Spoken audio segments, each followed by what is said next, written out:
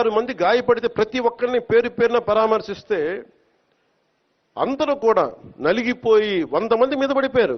ఎంత ఉంటుంది ఒక ఆడపడుచు మీద పడిపోతే, పెద్ద ఆవిడ మీద పడిపోతే, తమిళనాడు నుంచి వచ్చారు. ఎలా ఉందమ్మా మీకంటే, కడవలు పాత్రికాంగ అయ్యా, కడవలు వెళ్ళి దేవుడు బయటికి తీసుకొచ్చాడు మమ్మల్ని అంటా ఉన్నారు.